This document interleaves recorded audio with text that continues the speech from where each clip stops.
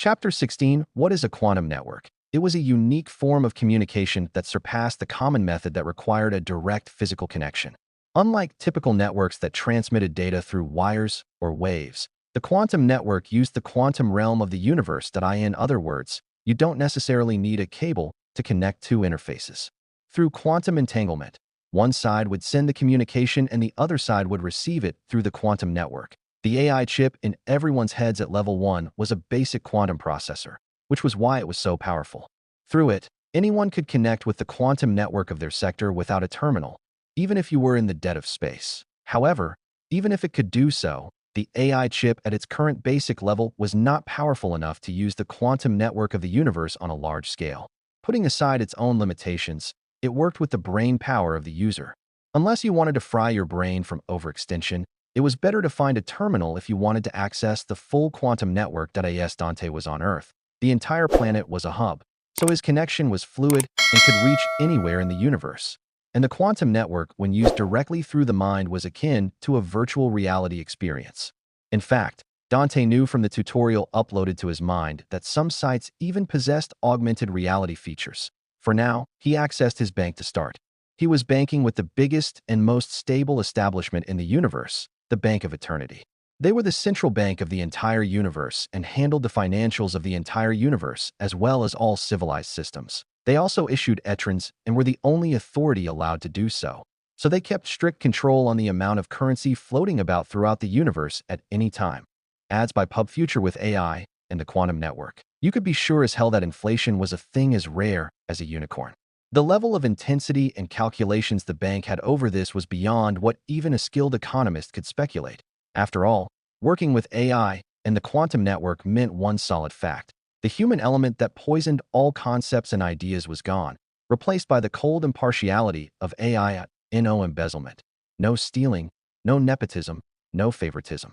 Dante appeared in a virtual banking hall where he could see the avatars of other bankers. He realized that he was in an instanced banking hall, and this one was instance number 4 quadrillion in some remnant numerals. There was a limit to the number of people who could enter each instance, which was 30. Dante saw that there were 23 about 30 in the room, and it was filling up quickly as new instances were being created to handle newcomers. Dante looked around and saw a variety of races and species, just like on that street on planet Etonia. Standing here, he finally felt the sci-fi vibes again that filled him with excitement. The past few hours he had been stuck with Beatrice, and despite being beautiful, she did not excite him much. Not to mention, she took him straight to Earth, and he just saw some futuristic human buildings and another human. This right here was much better for his sense of accomplishment and adventure. The aliens who were in the banking hall doing various things were also surprised to see a pure human in their instance. After all, the ratio of pure humans to any other species was like grains of sand on a beach to the number of crabs on that same beach. Ads by Pub Future. Dante just happened to see a lot of them because he was one, so they seemed more common than they were. Despite his rarity, though, the other aliens only looked a bit to see what was different about this one before looking away. None came to fawn on him for being a part of the racial elite of the universe or to find out more about him. In fact, there was a faint hostility in their demeanor, not enough to do anything violent. But they certainly would not show any unnecessary goodwill without a solid reason. Dante narrowed his eyes. It seemed that Beatrice had underplayed the dislike the other species had for pure humans. Whatever the case, Dante noticed that he was called up to a booth that was numbered 23, which was his number. In there, an AI-generated human was formed right before him that was based on his taste. This was generated by his preference through his AI chip. At all times, he was communicating with the Etronet with his mind. So any command he had that he wanted to share was implemented at the speed of thought. The representative flashed a brilliant smile and gestured to the seat opposite her. Dante naturally sat down and got to business, stating that he was there to bind his account. The bank's representative nodded and then processed his citizen ID. She soon found an in-trust account opened for him and then handled the transfer process. The account was bound to Dante's AI chip and could not be accessed by anyone else without his permission. Not only that, but he could use it anywhere in the universe since the Etronet was everywhere. Even in those outland places, they mostly had to use the quantum network, and the bank didn't care if you were a criminal or a hero. They only dealt with money and not law. This was something they were strict about. Dante opened his account and saw that a balance of 300 etrons was sitting inside, ready to use however he wanted. That reminded Dante of something else he had to do, and he thanked the representative before logging out of the Bank of Eternity's site.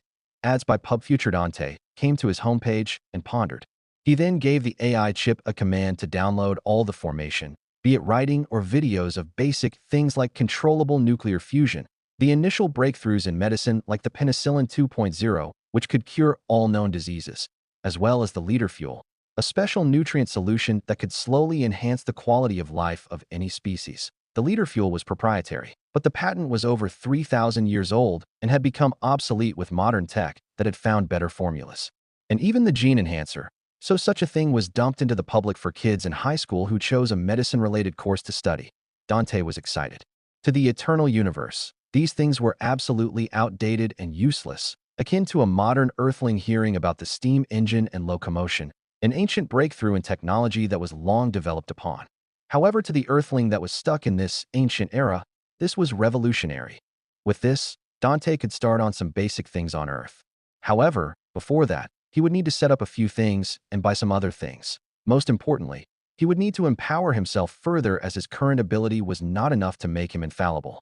If he was to use these things to stand out on Earth, he would need martial might as well as political and financial power. The kind of progress he would be bringing would revolutionize the planet and usher in a new era, causing his name to be in the history books forever.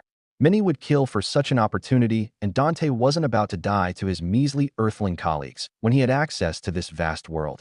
Dante sighed a logged out of the Etranet. His mind could situate itself in reality while his AI chip was on the network doing things for him. So there was no conflict. The only reason he went in like that was because he was somewhere safe and also because it was his first time. He absolutely had to experience for himself what such a thing would be like, and his curiosity was mostly sated for now. Beatrice was seated before him, glancing at him with interest. "Well, how was it?" Dante smiled. "It was actually quite fun." Beatrice laughed. "Right? I also felt the same way when I first logged in." "Oh, we're here by the way." Dante was startled and looked out.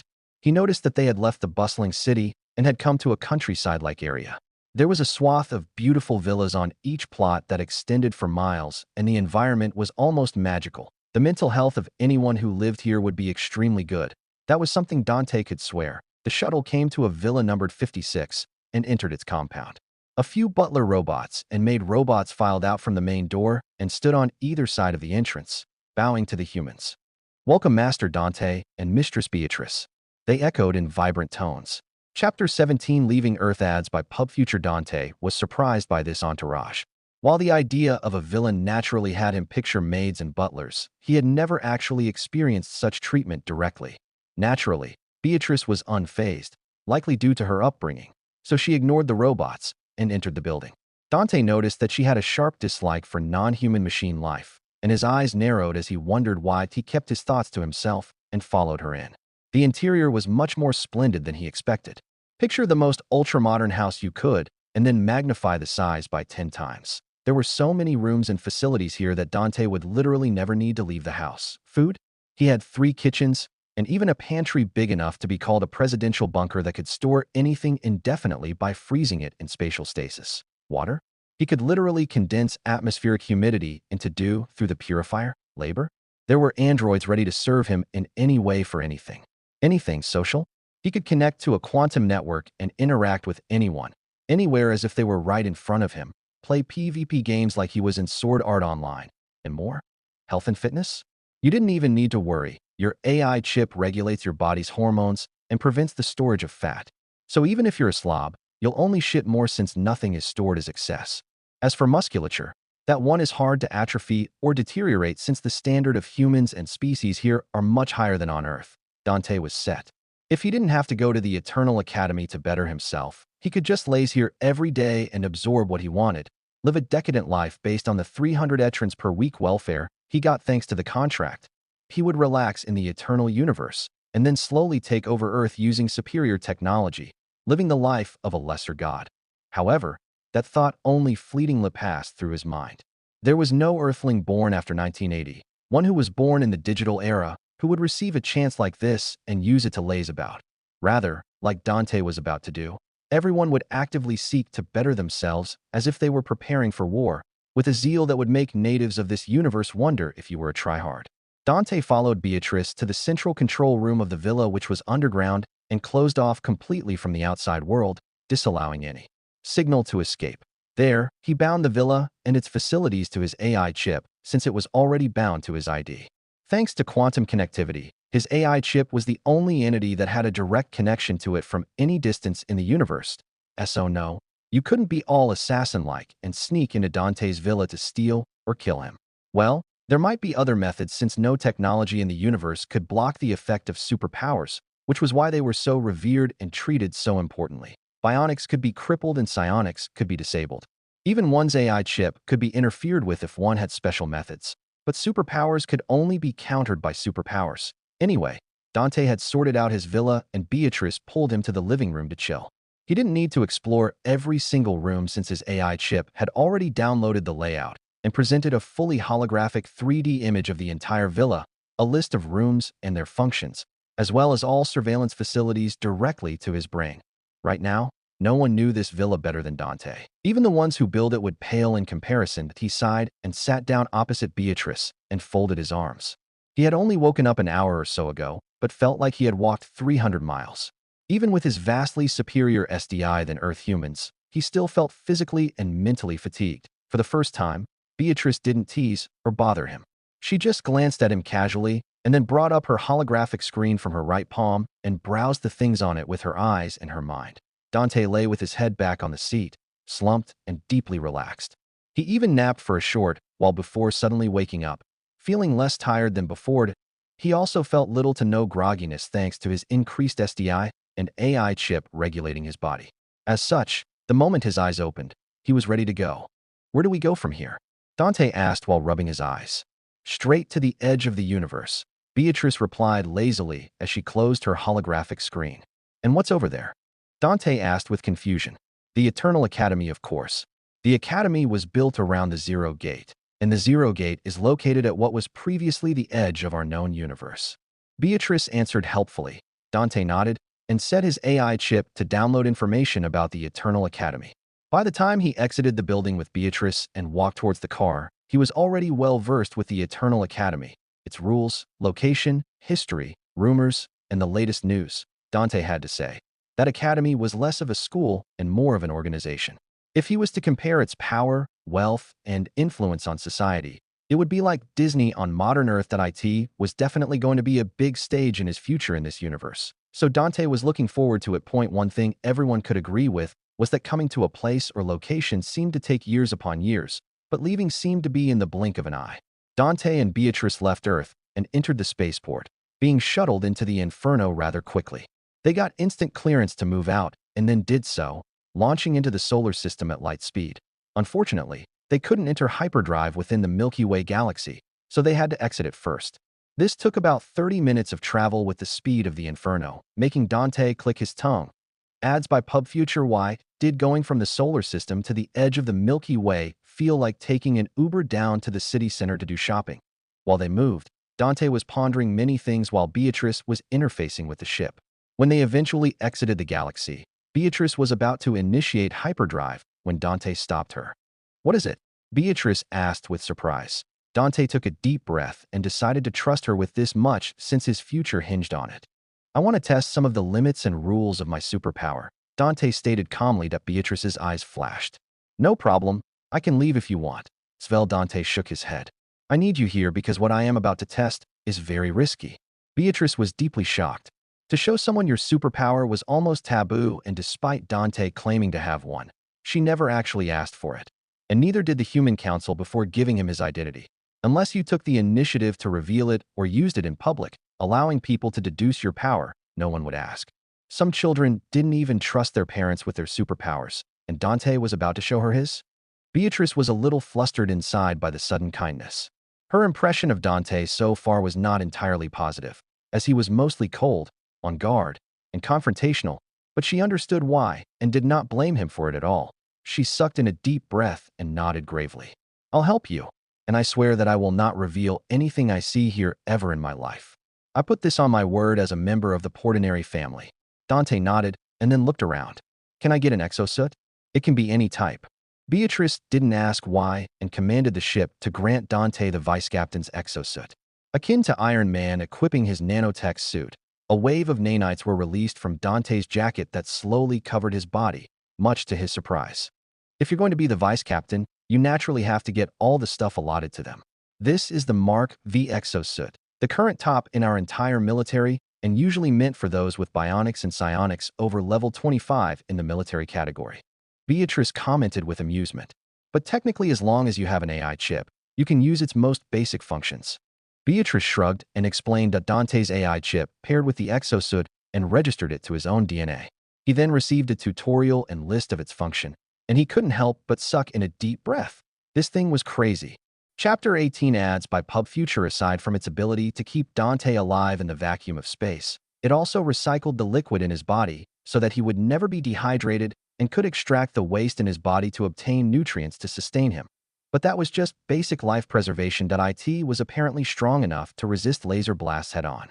As the latest in military tech, it had surpassed all other defenses and was now tuned to protect from the most dangerous of attacks from superpowers and the like. Protecting from mere laser beams was child's play. Even more exaggerated was the fact that the user of the exosuit could survive having a nuke dropped on your head. That's right, whether it was the shockwave, the heat, or the radiation, they were all nothing to the exosuit. All forms of kinetic and natural elemental damage were completely blocked, and the majority of special energy damage like lasers, psion beams, dark matter weapons, etc. were easily resisted. Kinetic damage immunity especially meant that dropping a building on Dante was useless. Hitting him with a speeding train was useless, and dropping him from high up into the ground was useless. Dante couldn't help but breathe roughly. In his plans to conquer Earth, he had mostly opted for the conservative approach, by taking over in the shadows through the underworld and then moving into the light through finance, entertainment, politics, and then the military if necessary. However, with this, he could just take the direct route and beat everyone to death. Even if he currently didn't have the power of bionics or psionics, he could walk around Earth unimpeded, for nothing at their level of technology could even remotely threaten him with this on. Still, even if he did have the power, he wouldn't choose that path. Dante calmed himself down and remembered his goal, as well as the reason for this. Having this exosuit guaranteed his safety in this powerful universe and practically deified him in his home universe, so could do what he wanted to now with a level of impunity. Dante closed his eyes and then pictured his home universe. As for Beatrice, he simply used the AI chip to transmit that he wanted her to lower the ship's speed so that she could leave this particular coordinate of space but remain nearby.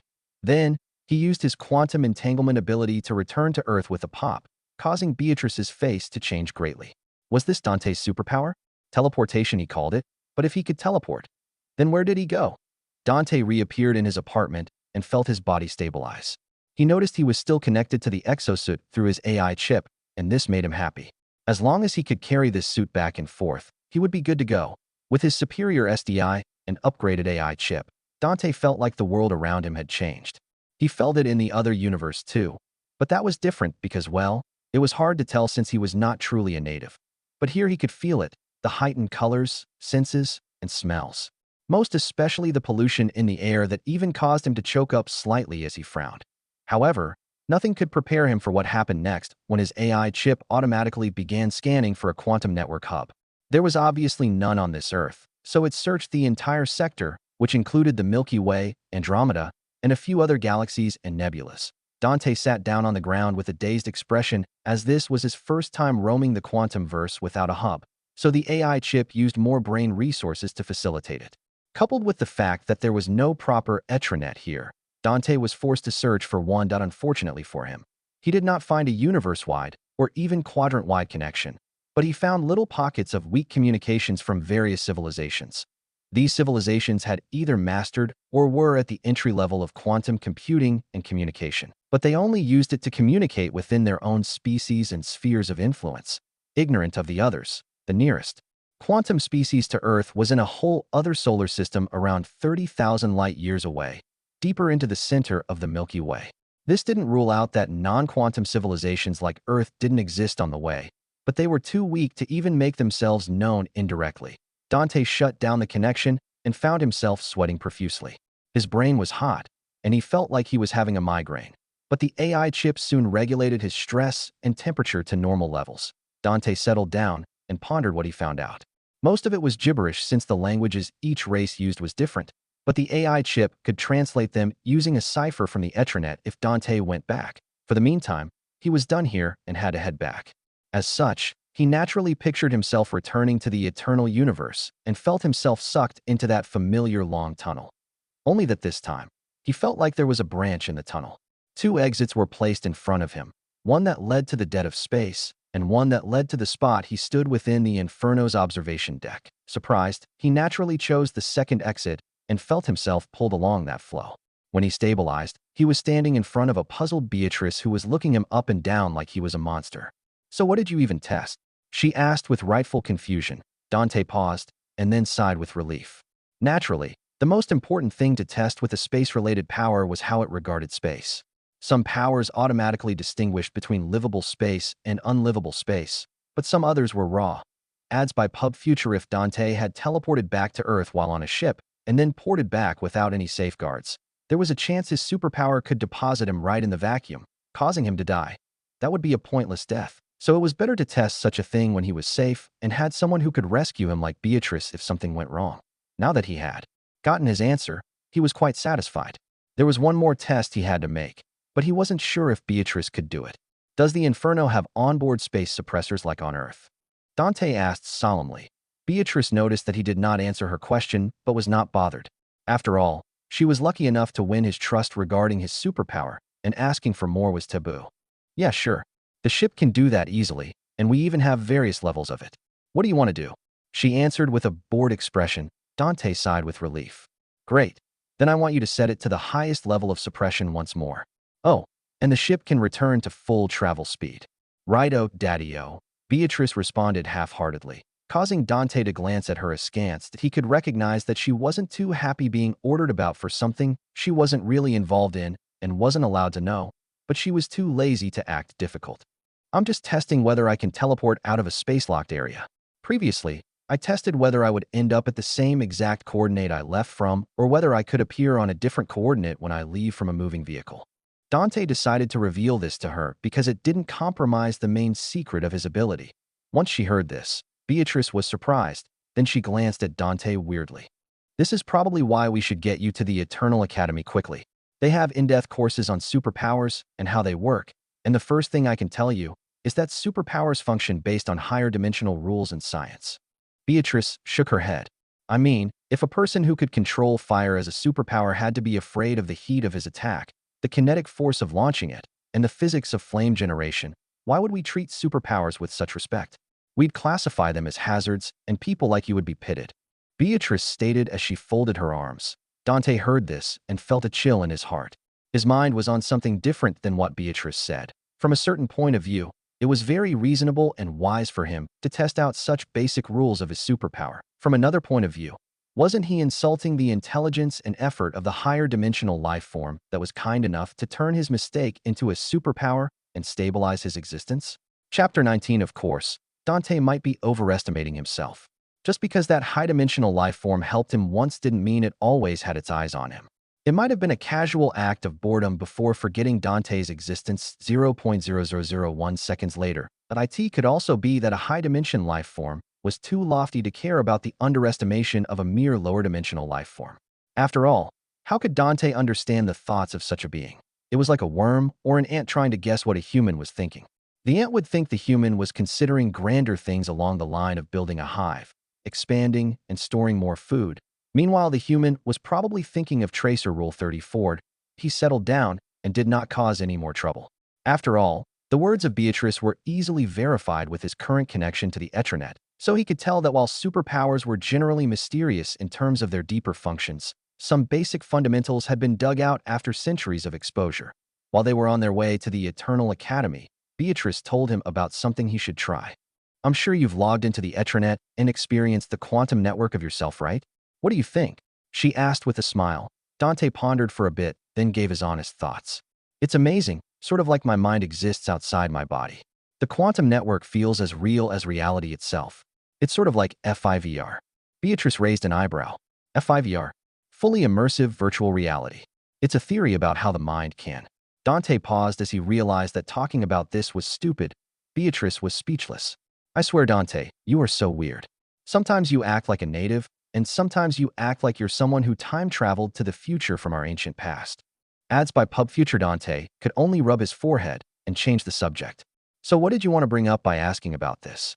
I was going to suggest that you buy a subscription to the Etriverse, Beatrice stated with a casual glance. Etriverse? Dante had his AI search it up and was granted a wealth of information right off the bat.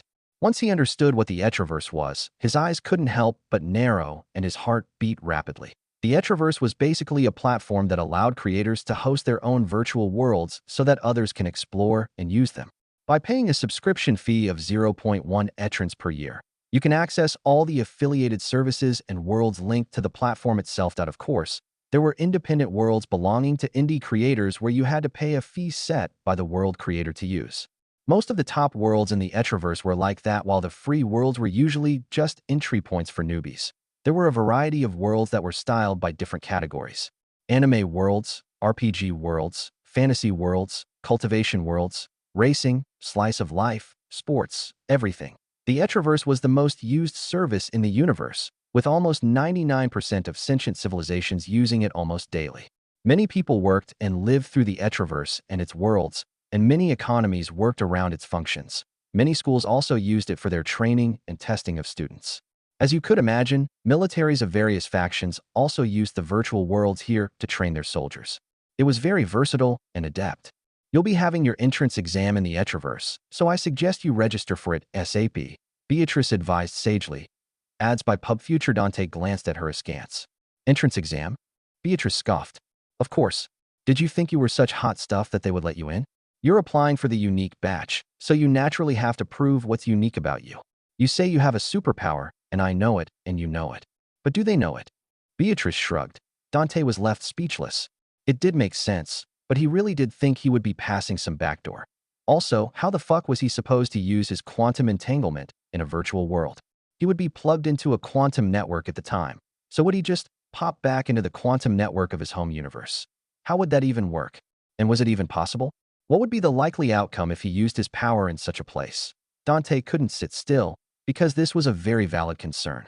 He understood that superpowers had their own rules and were not so flawed, and he also believed somewhat that the higher dimensional being that modified it for him was not so short-sighted. But still, Beatrice saw Dante's uncertain expression and snickered. What, you're scared? You think your superpower is something so special that we haven't seen something like it before? TSK, what a backwater civilization we are. How could we possibly comprehend the length, breadth, and height of Almighty Dante's abilities? Why, just using it is enough to destroy the fabric of reality. Beatrice made exaggerated gestures of remorse. Dante calmed down and glanced at her casually before looking away. While annoying, her words did calm him down and bring rationality to his mind. He had to get it out of his head early that he was some uber-special entity that was chosen by some cosmic force to wow the universe. Ads by Pub Future, he only got here through a fluke, and would have become primordial soup if not for a bored fourth-dimensional or higher being thinking it would be fucking funny if he survived. Beatrice noticed Dante had settled down and smiled slightly before focusing on her holographic screen. Meanwhile, Dante closed his eyes and entered the quantum network that he naturally chose to enter the Etriverse, and he was brought to the front of a large mall-like building. When the push-the-glass doors opened and entered a foyer, he noticed that there were AI receptionists again. Likewise, he was in an instanced lobby for visitors and clients, so he was quickly received and guided amongst strange looks from aliens. After all, given the ratio of pure humans to aliens, most aliens could go 3,000 years without seeing a single pure human live in the flesh or in the data, so this was quite an event for them. However, just like before, they did not come up to him nor stare too long. Not only was this due to racial tension, but even if they hadn't seen a pure human in such a location, they had either seen pictures or videos of them, so they were not too shocked. That let's not even talk about Dante, because he felt that if he dared to act like the shocked one here, he would be the victim of a social event where everyone treated him like a white person in modern America. Dante was led to a counter where he then spoke to a receptionist about the Etranet and its benefits. Dante skipped this because he could simply download it, and this was done for those old-fashioned fellows who liked the experience of chatting with the receptionist. Naturally, he was not interested in such a thing. Rather, he paid for the initial subscription for the first 11 years, of which the first year was free. In all, that was 1 etrin, and he now had 299 remaining. In truth, Dante felt a pain in his heart, spending so much. One etron might not sound like much, but one could literally compare the value of an etron to that of a Bitcoin at its peak. I know. Based on Dante's research, one etron would be about the value of $100,000 before the whole BRICS super alliance. It was big money that most people did not see a year after working even top-end jobs. Most etrons were used in decimals, going as far as 0.00000x and beyond. For the etraverse to charge 0.1 etron per year, that was a yearly payment of $10,000. Is there anything on this earth you would pay for with that much money? Funny enough, if virtual reality did come to Earth, it realistically would not be as cheap or free as people thought or as fiction presented. There would not be a benevolent billionaire or secret supernatural entity promoting VR through a game, but more likely that it would be overpriced for a select few and heavily focused on porn. After all, with VR real enough, one could capture all the fringe groups who had unattainable fantasies due to limited science or social/legal restrictions and grant them their dreams in the most realistic way possible. No one was going to use it to make a game for some lucky NED to gain a broken skill and then continually break the balance of the game as he rises to the top. Likewise, the Etraverse captured to all of those things for the entire universe, and there was money to be made. If Dante could spend his Etrons on anything, he would definitely want to buy shares in the corporation behind it. Can you imagine the profits they were raking in? Chapter 20. Dante did not spend time exploring the Etraverse.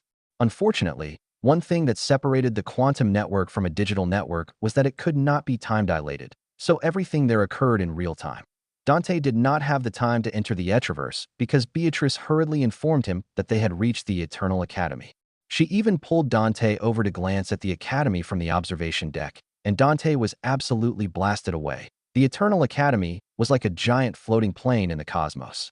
It was a huge continent-shaped mass that was made of endless buildings that sprawled across every inch of land. There were segments filled with greenery and life, as well as segments filled with rocks and mountains.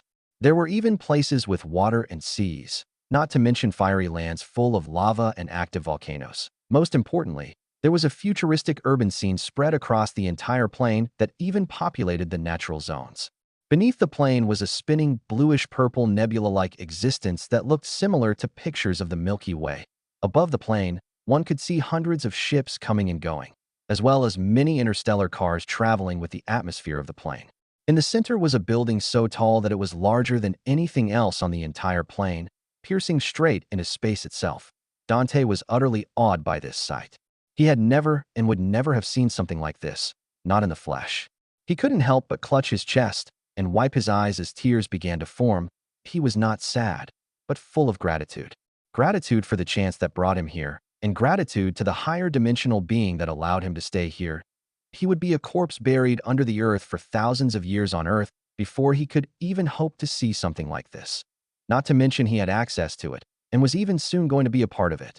Ads by Pub Future. Dante could only feel gratitude to the godly forces of the universe for choosing him to enjoy this, while Beatrice by the side glanced at him with a smile. She felt that she could understand how awed he would be, for she too was moved when she first saw the Academy for herself. Soon, the Inferno docked at one of the special receiving spaceports for new students. Despite what Dante thought, there was no nepotism or separation, as their ship should have high-class rights and priority. However, they queued in the end obediently, and when he came down, he noticed there were many youths like himself of varying races. Well, for some of the aliens here, Dante could only assume they were youths because their physiology obviously couldn't tell him that unless he specifically researched how they would look at different stages of life. They were also clad in varying attires, standing in different groups, having formed cliques, as they seemed to wait for something. When Dante landed, he noticed that there were only about 3 pure humans in this entire bay that had over 2,000 people at least from what he could count. While everyone was in cliques, it wasn't that they shunned each other, but were just unfamiliar for now. However, there was a clear gap given to the 3 pure humans in the center, and they did not seem to care. Rather, they seemed to take pride in this separation and held their chests out. At least, that was how they looked to Dante. As for the aliens around, they seemed to occasionally glance at the pure humans in the center with slight hostility and unfriendliness in their expressions. Dante glanced at Beatrice askance. I think you have severely underplayed how much strife exists between pure humans and mixed races. Beatrice chuckled dryly. Well, what could I say? I couldn't say we're on the brink of a cultural and political war, could I? Ads by Pub Future. Dante was surprised. Political as well. Well, yeah. Mixed breeds and aliens want more representation in the upper echelon of the government. But every position with even the slightest power is held by a pure human. How do you think they would feel? Beatrice shrugged and explained. Dante was speechless. In that case, wasn't this universe is few steps away from a Boston Tea Party situation? Or had something like that already happened? He followed Beatrice into the bay, and naturally, all eyes turned to them. In truth, having more than 2,000 peers stare at you felt exactly as you thought. But Dante wasn't a shut-in. He often visited social spaces and had some social acclaim of his own on Earth, so he could force himself to be calm. Beatrice simply did not care, and like the other pure humans, seemed to swagger as she walked. Dante noted that this seemed to be subconscious and natural, not another ploy by her to cause trouble. It seemed like pure humans of this universe really did treat themselves as nobility, even if they didn't harp on about it. Dante did not frown or shake his head at this. In truth, he didn't care. He had been a part of the privileged class since he was born, and he wasn't the type of idiot to go on social media to virtue signal by tarnishing his own group/caste for likes and fame. He had fully enjoyed the privilege his background brought him and continued to do so he would do the same here. It would only be a problem if he was obviously a part of the other side, but he wasn't. Now was he? However, not sabotaging himself was one thing, but he couldn't muster the swagger that Beatrice and the other pure humans had. He felt it was unnecessary and a bit cringe anyway. The aliens in their path made way with cold eyes as they walked towards the pure humans in the center. When they reached them, Dante noticed that it was two older men and one young female who were also glancing at them with smiles. Ads by Pub Futura of the two older men. One was tall and burly, with bronze skin slightly darker than Dante's own and long brown hair that reached his waist. He wore a combat exosuit as identified by Dante's AI chip, which was of the army's upper echelon. The other man was grizzled and lightly tanned, with a wide grin and two sharp blue eyes. He was slightly shorter than the other fellow and not as burly, but was definitely more lithe. His combat exosuit was brownish red, which was the same as the other man.as for the young girl between them. She looked to be about 16 years old with a body that belonged to a 21-year-old at least in terms of physical development. It was her youthful face and aura that gave her away, but Dante could be wrong. After all, the state of genetics in this universe made it such that trying to gauge by physical looks was extremely difficult unless you adapted to the standard here. The girl had long blue hair that seemed watery, and her eyes were also aqua blue. She was fair-skinned and a little cute, but leaned more toward being beautiful. She wore a long blue dress that complemented her hair and eyes and stood there nobly as if the world revolved around her. Beatrice waved a hand and greeted them. Hello, hello. It's great to see gentlemen from the Second Solar Corps here. The two men nodded and smiled. It is also great to see the Admiral and Vice Admiral from the 34th Fleet. It's our honor, sir and madam. Dante was surprised that they could tell, but Beatrice seemed to treat this as normal. You two are lieutenant generals, and one tier below general and the top of the army rank, so there's no need for that. We can also learn a lot from you. Beatrice then glanced at the young woman who was sizing Dante up with interest. Hello, beautiful young miss. May I have the pleasure of knowing your name? The young woman turned her eyes to Beatrice and then bowed politely with a curtsy, something Dante thought would be obsolete here. In truth, he was right since the mixed races were confused by her actions. I am Louisa Nicolaides, second daughter of Michael Nicolaides, patriarch of the Nicolaides family. She introduced herself in a calm and elegant manner. Beatrice seemed partially surprised and then nodded. I was wondering who could have two whole lieutenant generals as her protectors to the Eternal Academy. So you're the pearl of Uncle Michael's eye. I've heard about you. Louisa seemed surprised and then raised an eyebrow. You sound familiar with my father. May I know how? Beatrice paused and then slapped her forehead.